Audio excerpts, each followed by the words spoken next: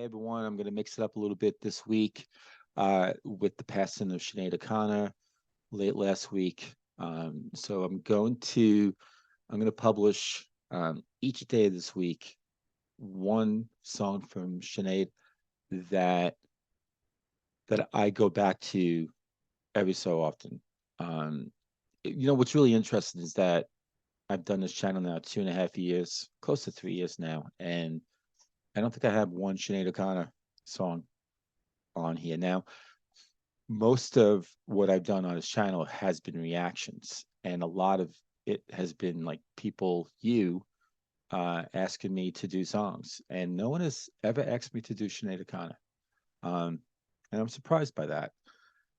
And because I love her, I'm actually a fan, and there's a lot of songs from her that that I could just draw from. And I mean, I could just basically I could do like zillions of Sinead O'Connor songs that I truly, truly love. And they wouldn't be reactions, but they would be like, like tracks of the day and stuff like that I've been doing recently. Um, but I just don't have that bandwidth to kind of record all these episodes for all the Sinead O'Connor songs that I love. So I'm going to whittle it down to five. And that's really tough. Yeah. So this one coming up today is I Am Stretched on Your Grave. And that is from her first album. I Do Not Want What I Haven't Got. Right. And that was the one that just catapulted her into stardom. She had an album out before that, but this one was one to put it on the map globally. And it's what led to actually, I wouldn't say a downfall. I mean, it definitely was impactful, and it changed her trajectory. She was no longer the darling of the world, when she kind of ripped up the Pope's picture on SNL. But I think if she had to do it again, I think she said that in interviews she would do it again. So and that was partly like why she was so unique and amazing. You know, uh, she definitely drummed her home beat. Didn't let anyone really stop her from saying what she wanted to say. Strong-willed, but she also bled. She bled like everyone else. You cut her, you poked her. She would definitely hurt. And she put that in songs like Red Football. But then she also had in that same song, you keep poking me, I'm gonna just leap out. I'm gonna just eat you and take you. And she was defiant to the end. But such a big heart too. She was the whole package. She was amazing. And that voice, that beautiful voice. So let's listen to it, and then I'll talk about it a little bit on the other side.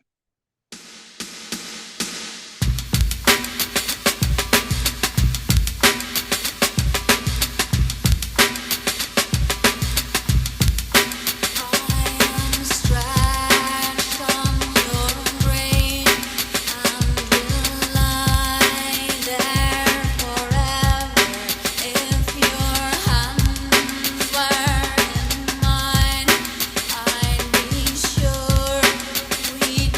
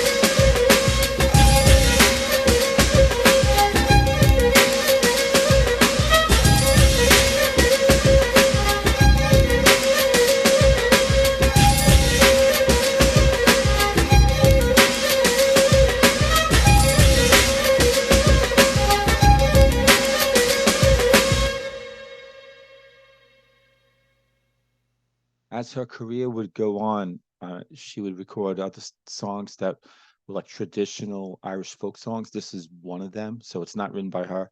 I'm sure many of you already knew that. Um, 19th century, I think a 19th century Irish poem. Or does it even go back even further than that? Maybe 17th century. I think actually I got that wrong. I think it's 17th century. It's a long, long, long time ago. And then she takes this, and you know what I love about her music, right? I mean, it's wide ranging. So like she could do everything. But she had this love for like hip hop, and like a sort of techno beat kind of thing. So you would hit like so in this song, she puts that just that drum track, just that repeating sort of, beat. Um, and that's fantastic. And actually, I didn't know this until just doing a little research on the song today. Um, but I believe that the drum beat it was sampled by from James Brown's 1969 track "Funky Drummer," and it was played by Clyde Stubblefield. I never knew that until just now, and it also cost Sinead $50,000, or the record company, to put that sample into the song. So I did not know any of that until now. Um, Supposedly, O'Connor connected the song to her mother, who passed away in 1985 in a car accident. Um, yeah, and uh, I, I mean, what's not to love about the song? I think this is I mean, she had several songs on that album that were just fantastic, and of course, um, Nothing Compares to You, which was not written by her, written by Prince. But I mean, that was it. That was the signature song for Sinead for so long. Um, I mean, it got to the point where I was like, I was sick of it, but never sick of this song because it didn't get as much airplay as the Nothing Compares to You song. But this song is just in its own right. It's just a classic. It's so good. I mean, it just doesn't stop with that drum beat. Um, but it's just so infectious.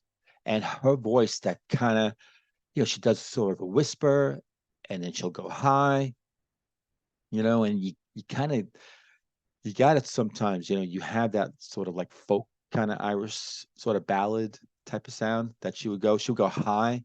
Um, that was really cool. And then what I love too is that there were certain times a song where she would just come in with this sort of angelic, like, oh,